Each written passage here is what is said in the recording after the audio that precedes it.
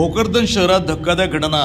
बसच्या धक्क्यानं जखमी झालेल्या 70 वर्षीय वयोवृद्धाचा उपचारादरम्यान मृत्यू झाल्याची घटना शुक्रवार दिनांक 10 रोजी घडली आहे। सुभाष नायबराव जाधव व 69 राहणार देऊळघाट तालुका जिल्हा बुलढाणा असं मृत्यू झालेल्या वयोवृद्धाचं नाव आहे। अधिक माहिती अशी की बुलढाणा जिल्ह्यातील देऊळघाट येथील सुभाष जाधव हे नातेवाईकांच्या भेटीसाठी आले होते।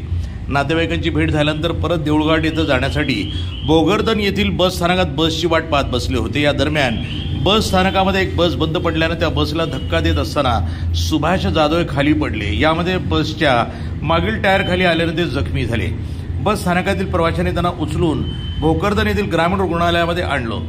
डॉक्टरांनी प्रथमोपचार करून पुढील उपचारासाठी छत्रपती संभाजीनगर इथं जाण्याचे सांगितले। मात्र त्यांच्यासोबत कोणीही नसल्यानं कोण घेऊन जाणार असा प्रश्न पडला होता। भोकरदन येथील पत्रकार सांडू पाटील लांबदे यांनी देऊळघाट येथे त्यांच्या नातेवाईकांशी संपर्क करून माहिती दिली। यानंतर उपचार करून छत्रपती संभाजीनगर येथे घेऊन जात असताना फुलंब्रीजवळ त्यांची प्राणज्योत मालवली। दरम्यान छत्रपती संभाजीनगर येथे शासकीय रुग्णालयात नेलं असता डॉक्टरांनी तपासणी करून त्यांना मृत घोषित केलं। शनिवारी सकाळी त्यांच्या पार्थिव देहावर शवविच्छेदन करून मृतदेह नातेवाईकांच्या ताब्यात देण्यात आला।